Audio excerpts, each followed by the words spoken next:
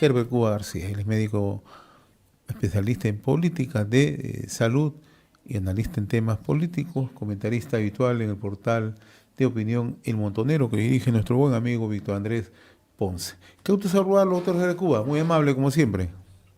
Muy buenos días, señor José Hernández, y un saludo a través suyo a todo el país. Usted esta semana ha escrito el debate sobre elecciones en la pandemia, que es interesante, que es un tema que vamos a abordar más adelante.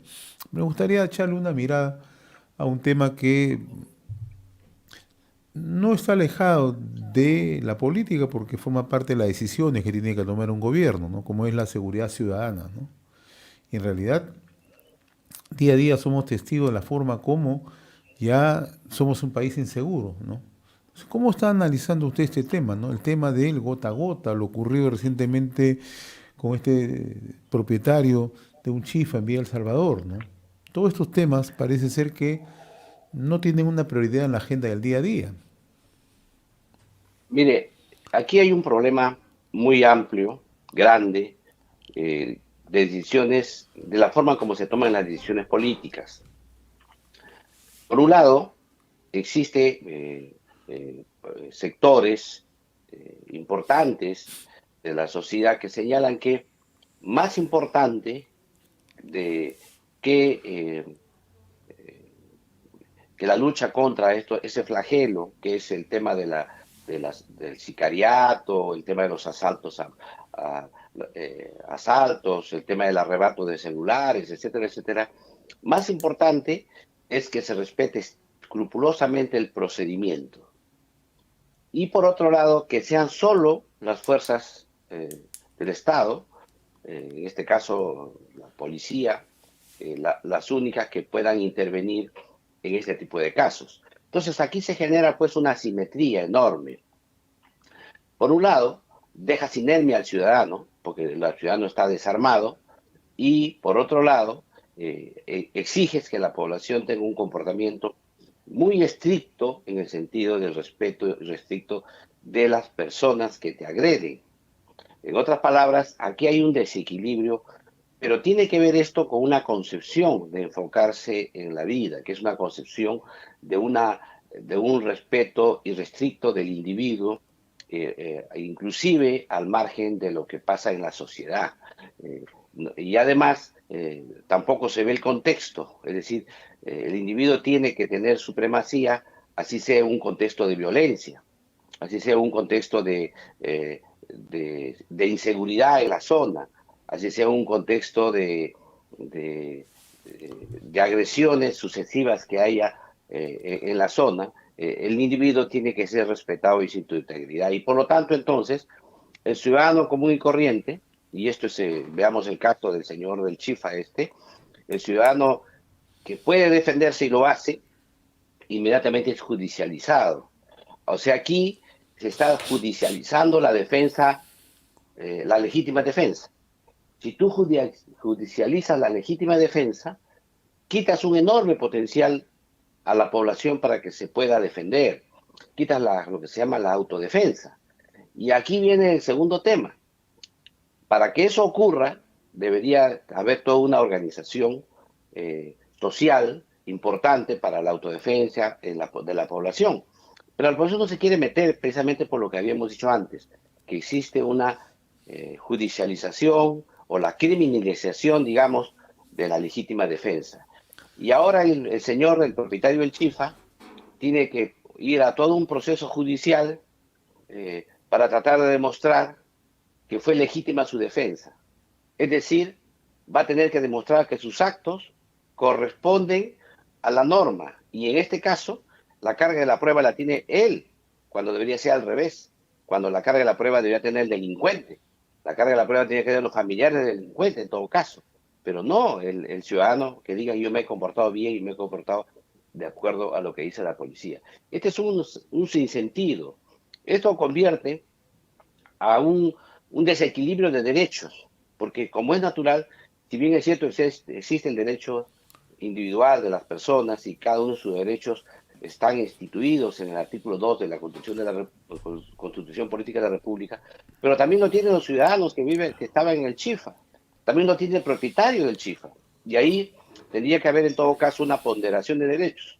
una valoración de derechos en un contexto determinado, en una circunstancia. Y eso es lo que falta.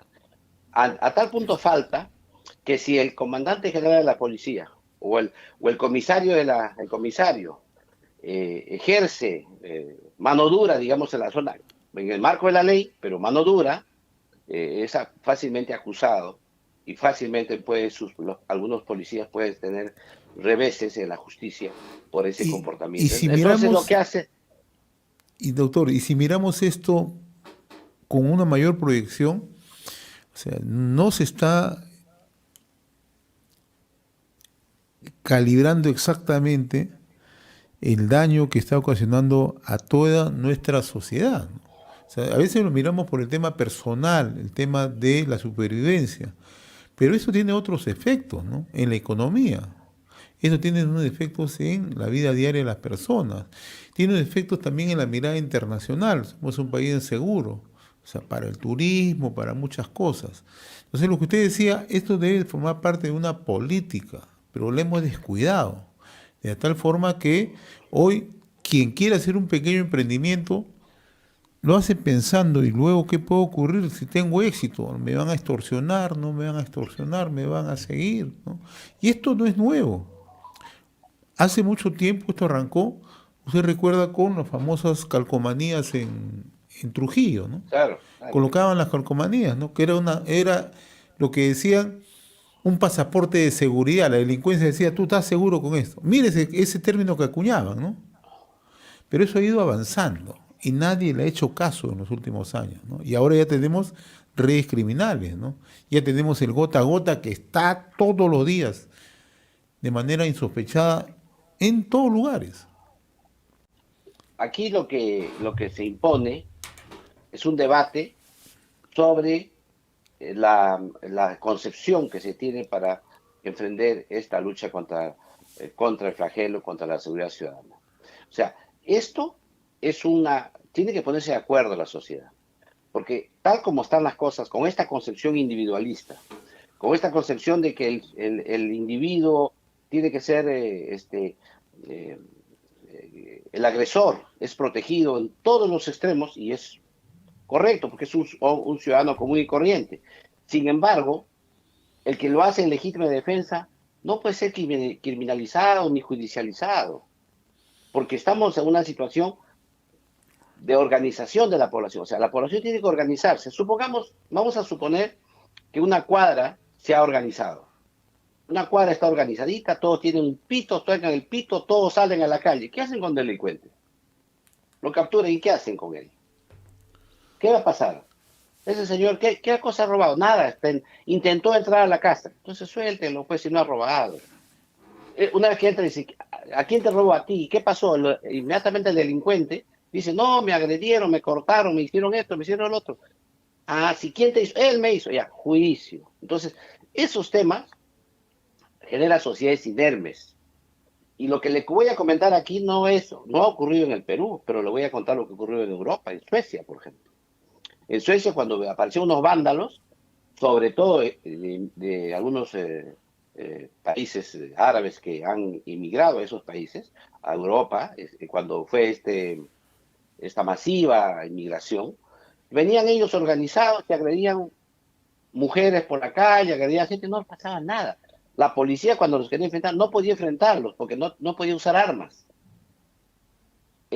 Incendiaron una ciudad en el sur de Suecia que es ¿no? Incendiaron la ciudad. Entonces, en Malmö, en la ciudad de Malmö, la incendiaron. Entonces, produjeron incendios, agredieron iglesias. Entonces, ¿cuándo ocurre esto? Cuando tú has llegado a un estado en que la sociedad no comprende que no puedes criminalizar y judicializar la legítima defensa. No puedes hacer eso. Y ahí no vale el tema de la proporción de armas, ni mucho menos porque el propietario del chifa ese día no podía saber qué armas tenía pues el delincuente que se atreve a hacer eso. O sea, tú no puedes estar mirando qué armas tienes, no le puedes preguntar qué armas tienes para usar yo de la misma categoría de armas, etcétera, etcétera. Tú simplemente te defiendes.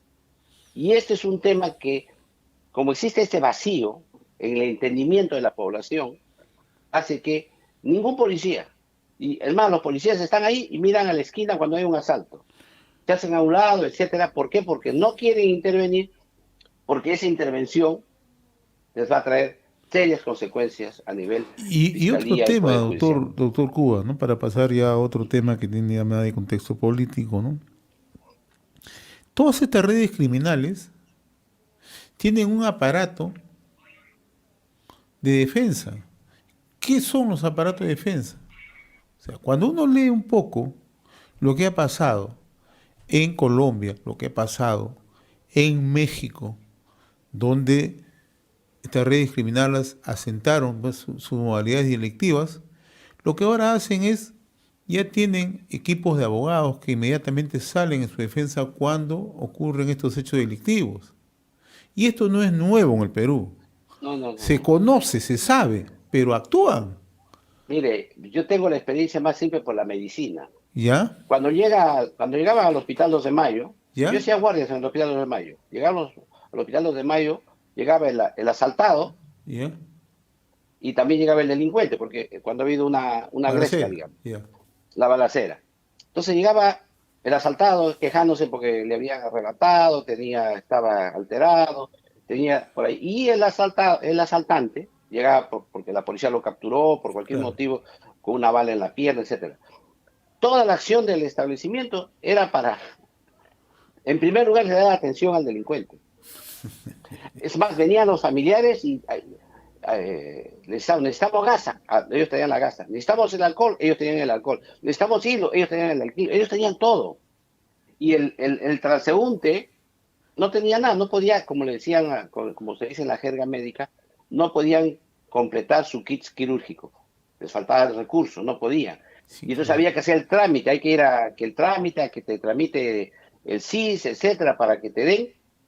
Mientras el delincuente ya estaba operado en su cama, estaba tranquilo, sin ningún inconveniente. Esto, que es correcto desde el punto de vista médico, es correcto. Evidentemente el médico no puede hacer dilucidar a quién atender primero u otro, porque es obvio que ambos son seres humanos. Esto es también para los médicos. Pero esta forma de interpretar las cosas, hace finalmente que tengamos una sociedad en su defensa, la seguridad interna, una democracia, alguna vez dijo Alan García, una democracia boba. No podemos ser una democracia boba. Existe fuerza del orden, pero las fuerzas del orden no pueden y no alcanzan para poder defender todo el territorio nacional. Su capacidad de respuesta requiere el apoyo masivo de la ciudadanía. Pero la ciudadanía, para hacerlo, requiere garantías que su ingreso en la defensa y la seguridad ciudadana no signifique una, luego, una judicialización de su legítima defensa o una criminalización de la legítima defensa. Al contrario, tenemos que hacer que esto, al margen del debate si debe usar o no armas, este es otro debate que se puede llevar a cabo, porque la cosa se va por ahí. Lo que quiere es darle arma a la población. No es por ahí el tema es qué hacemos cuando un ciudadano se defiende legítimamente, qué hacemos con él. Y acuérdese usted algo que es impactante. ¿Se acuerda usted cuando un venezolano fue al grifo, compró su gasolina, regresó, le echó gasolina a la mujer, le prendió fuego y se fue caminando y ningún ciudadano lo detuvo? A pesar de que en la ley se habla del arresto ciudadano. Sin embargo, nadie lo detuvo. Salió de viaje, y ahora estamos pidiendo la extradición de Colombia. O sea, esos temas ocurren. ¿Por qué ocurren? Primero, porque falta una adecuada articulación de las fuerzas del orden con la comunidad. Ese es un primer tema. Segundo, porque el Estado debe ofrecer garantías a la comunidad, a los ciudadanos que participan en la seguridad ciudadana. Tercero, porque no se debe dejar de criminalizar y judicializar la legítima defensa. Y cuarto, se le tiene que enseñar a la población mecanismos simples que pueden hacer sin armas, sin uso de armas letales, por ejemplo, de defensa en el país. Y además de eso, como último punto, participar en lo que es la información, que den información de todo lo que ocurre en la zona para que la comisaría y las fuerzas del orden estén perfectamente informadas sobre el tema de seguridad ciudadana.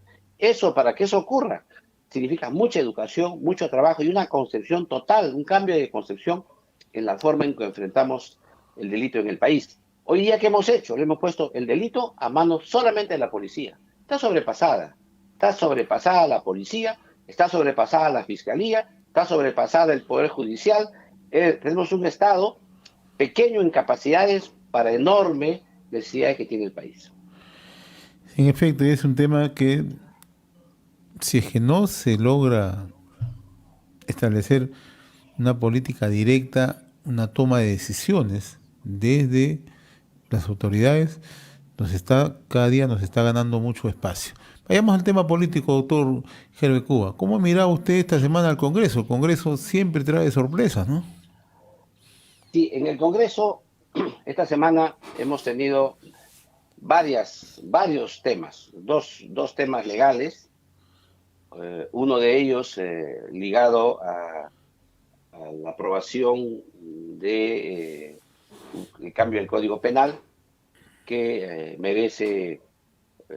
ha merecido que desde la clase jurídica, digamos, los juristas del país hayan alzado su voz de protesta debido a que hay una disminución del periodo de prescripción, hecho que podría cortar los procesos o beneficiar a procesos judiciales en curso. Sin embargo, aquí también habría que ver algún mecanismo para que esto no duren tanto, ¿no? No podemos tener procesos judiciales de 20 años, 25 años, etcétera, etcétera. Esos son dos temas que quizá va a meditar que el Congreso de la República retome el debate y en la próxima legislatura se pueda corregir la ley. Que la buena intención está ahí, sin embargo creo que esta buena intención no debe traducirse tampoco en impunidad. Ese es un tema inicial que creo que ha merecido enorme discusión. El otro segundo punto, que sí a mí me preocupa más porque va ligado a mi sector, es que se han aprobado en el Congreso una iniciativa que permite que los alimentos especiales, así denominados, que usan personas que tienen algún trastorno digestivo, etcétera, o trastorno orgánico, puedan no ser etiquetados.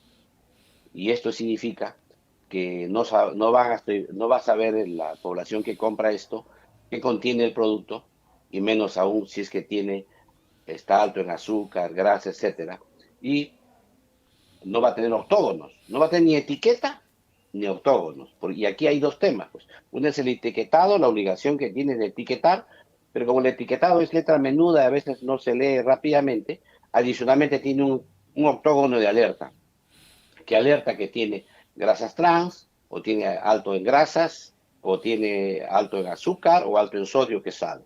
O sea, esto está etiquetado y la población conoce los octógonos, pero esto sería retirado de estos alimentos especiales que generalmente se le da pues a los niñitos, a los recién nacidos, o a los inclusive antes, los prematuros, los recién nacidos, los niños menores, los mayores también, o los que tienen personas que tienen algún trastorno vulnerable. Entonces le dan este tipo de alimentos que son suplementarios, digamos, o a veces alimentos propiamente dichos. Todo esto quedaría al margen del etiquetado y los octógonos. Esto, como es natural, ha generado una enorme discusión porque el inicio de la ley de la alimentación saludable se dio precisamente para proteger a los niños, porque es una ley para proteger a los niños, niñas, adolescentes, así dice la ley. Por lo tanto, esta modificación que va a tener una mayor incidencia, especialmente en los niños más pequeñitos, creo que es un tema que el Congreso ha debido meditar más, sobre todo la Comisión de Salud, que es el ente especializado, debió bloquear esta iniciativa y llevar a un debate mayor para decir que, primero, que no se puede generar excepciones, sobre todo en aquella población que es altamente vulnerable. Entonces, esto va a ir al Ejecutivo con el agravante que ya fue una vez al Ejecutivo y ya el Ejecutivo lo observó y ahora han vuelto a hacer algunas correcciones con otro y lo han vuelto a mandar al Ejecutivo y esperamos que el Ejecutivo lo vuelva a observar y que el Congreso reflexione y vea que esto no es lo más conveniente para nuestros niños, para nuestras personas vulnerables, para nuestros ancianos. Creo que lo correcto es lo correcto, que tengan su etiquetado, que sepa la población que contiene, y si tiene ese alto en azúcar, que lo diga, si tiene alto en grasa, que lo diga, pero que esté ahí y que la población finalmente sea la que decida. Y en estos casos de poblaciones vulnerables, los profesionales de la salud, en este caso los médicos que ven el tema, meditúen si es que se puede justificar el uso de altos niveles de azúcar en estos componentes que se dan a los niños. Entonces, este es otro segundo tema. Y el tercer tema que creo que se ha visto esta semana ha sido que en el Congreso de la República ha sido que ya se observa una interpelación al ministro de Energía y Minas. Se ha planteado una interpelación porque supuestamente no habría considerado su hoja de vida algunas sanciones administrativas que tuvo en el sector y por ahí se le ha vinculado con algunas visitas que se ha tenido con el expresidente Castillo, etcétera, y tendrá que ir al Congreso de la República el 8 de junio para que pueda responder las preguntas del pliego interpelatorio. Aquí la novedad de esto es que es un pedido de interpelación presentado por la bancada fujimorista y entonces parece que por ahí las cosas ya no vienen solamente por la izquierda que perdió el gobierno, sino ahora por este lado, así que vamos a ver qué ocurre ahí, porque como todos sabemos, ese sector es sumamente gravitante en la economía nacional y esperamos que se pueda resolver adecuadamente este pequeño impasse dentro del Congreso de la República. Finalmente, doctor Cuba, esta semana usted ha escrito sobre el debate sobre las lecciones de la pandemia, ¿no? Y a propósito, ¿no? El 17 de mayo último, el Colegio Médico de Perú presentó el informe de la pandemia del COVID en el Perú, su impacto en la sociedad peruana, las lecciones aprendidas. ¿Hay lecciones aprendidas? Sí, antes de eso, no sé si tengo un tiempito, Sí, cómo no. quiero decir dos comentarios. Uno, el tema López Obrador, ¿Ya? por favor. Claro, cómo En no. el Sí, sí, tema, sí, en no el hemos tocado, tema, pero es en el, importante conocer su punto de vista, por favor. en el tema López Obrador, Perú tiene en estas circunstancias una enorme, enorme competencia con México en el tema del puerto de Chancay. Todos sabemos que en el Perú existen 15 puertos, que son megapuertos, 14 puertos son en realidad megapuertos, 12 están en la propia China, uno en Estados Unidos, pues en la costa del Pacífico, y otro en México, en la costa del Pacífico. Ahora vamos a tener nuestro puerto en Chancay. Y este puerto en Chancay debe entrar en operaciones ya el próximo año. Y Perú sería un enorme competidor en el comercio internacional con México. Ese es un primer tema que hay que tomar en cuenta. Esto nos abre las puertas de Perú tranquilamente al Asia-Pacífico. En consecuencia, aquí hay dos cosas que hacer. Primero, evitar patear el tablero en la Alianza del Pacífico. Es decir, señalar que hay críticas, hay desavenencias dentro de los gobiernos, lo que sea, pero el tema económico y la Alianza del Pacífico debe ir por cuerdas separadas. Y segundo, el tema quizá más importante, que el Perú ya es el presidente de facto de la Alianza del Pacífico porque está en el convenio, está en el contrato, está en el tratado. Por lo tanto, el Perú debería, sin hacer mayor escándalo, seguir llevando las riendas del tema hasta diciembre, es cuando va a recibir Chile por conducto regular ya la entrega de la alianza por Tempol. Lo que sí que debe quedar claro, tal como lo ha hecho el Congreso de la República del Perú, sentar nuestra posición de rechazo al injerencismo que tiene el presidente López Obrador, porque no dicen la verdad completa, no dicen que hubo un golpe de Estado, ¿no es cierto? Fallido, es verdad, un arresto de la fiscal de la Nación, intervención del Tribunal Constitucional, Fiscalía, Poder Judicial, etcétera, un golpe en toda regla, un cuartelazo típico. Sin embargo, ellos no ven eso, solamente ven lo que quieren ver, ahí hay una distorsión de la realidad y por lo tanto creo que es justo que el Perú se defienda y en ese sentido hay que comprender que también el gobierno mexicano, cuando funcione el puerto de Chancay, y el Perú se convierte en un hub en América Latina, la situación de México va a ser más relativa de lo que es el día de hoy, porque hoy día sí, por ahí entran todas las mercaderías del Asia que vienen a América Latina. Entonces ese es un tema sumamente importante desde el punto de vista de la competencia comercial. Y el otro tema que necesitamos ahora sí es que nuestra ministra de Transportes pueda de una vez señalarnos cómo va a ser el del puerto de Chancay para adentro, cuáles van a ser los medios de comunicación que van a conectar el Perú y América Latina, América del Sur por lo menos, con este puerto, porque este puerto va a tener enorme flujo comercial y eso requiere que se nos diga, va a ser trenes, carreteras, camiones, ¿cómo va a ser eso? Porque ya el puerto está el otro año, el 2024. Ese es un primer tema.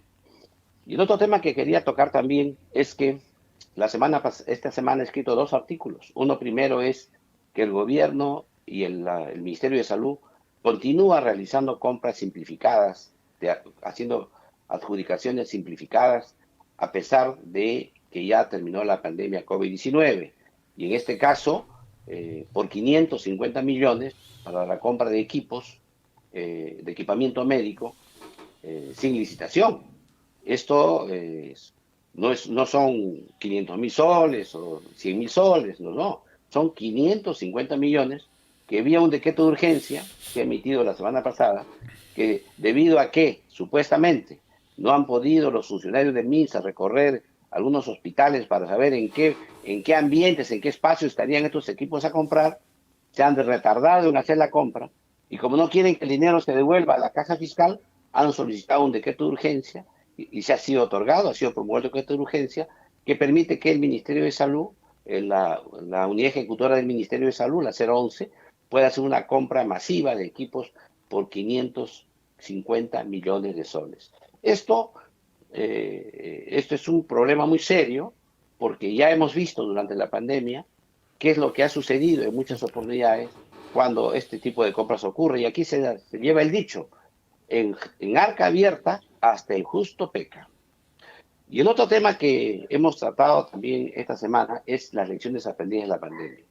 Y en este caso me he referido a un texto, un libro, un informe que ha presentado el Colegio Médico del Perú a través de un foro que hubo ahí, y me he referido a una ponencia que hubo en esos foros, y he debatido, o discutido, analizado, criticado un informe que hizo un médico que tuvo un rol muy importante en esta pandemia, en la época desde el presidente Sagasti, Castillo y el anterior, y Vizcarra, etcétera. Él siempre está conectado con el Ministerio de Economía y Finanzas. Entonces he querido ver cuál era la visión que se tenía en ese momento. Y lo que he observado es que en realidad ha habido una justificación solamente a 3 aspectos. Uno, a justificar que se tomaron decisiones tardías en el Perú porque no se hizo un buen estudio, un correlato entre las causas de muertes del mes de febrero, que había un incremento de muertes. ¿Esto qué quiere decir? Que por eso tomaron decisiones tardías. Y esa es una falacia, porque ya sabíamos lo que había ocurrido en Wuhan, ya se sabía lo que ocurrió en Italia, ya habíamos visto, ya había en 113 países se había difundido la pandemia y lo de Perú era cuestión de días. Y en ese instante el gobierno no atinó a tomar ninguna medida. Es más, nos convertimos en exportadores de mascarillas, etcétera. Entonces, ese es un primer tema, una primera lección aprendida. La lección aprendida es que precisamente hizo una acción tardía y las epidemias hay que enfrentarlas con tiempo, preparándote. ¿Qué es lo que debemos estar haciendo ahora? Que se lo está reiterando con el tema del dengue, como estamos viendo también. La segunda lección aprendida es que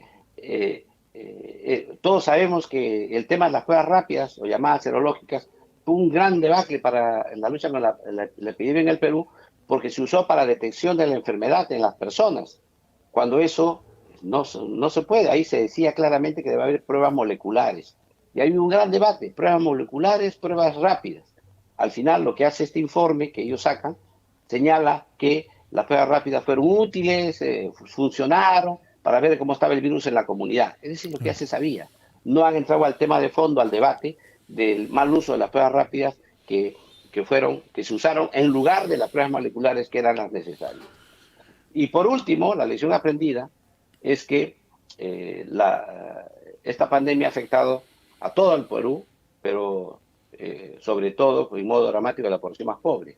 El número de muertos que tiene el Perú, de más de 220.000 muertos, son, en relación a nuestra población, es la primera mortalidad del mundo en la epidemia COVID-19. Y aquí el estudio señala también que, por ejemplo, se hizo la pandemia cuando ya el virus estaba en el Perú. Perdón, se hizo la cuarentena, pero disculpa, rígida, estricta, cuando ya el virus estaba en el Claro. Perú. Y es una discusión enorme de si era ya oportuno hacer la cuarentena. Y es evidente que había muchas voces que señalaban su inconformidad con la cuarentena, el poco efecto que podría tener una cuarentena generalizada para todo el Perú, estandarizada, uniformizada, sin tomar en cuenta que en el Perú había informalidad, había diferencias geográficas, étnicas, etcétera, etcétera. Hicieron todo a nivel nacional y que eso fue totalmente un fiasco. Y esto tampoco lo analiza el texto.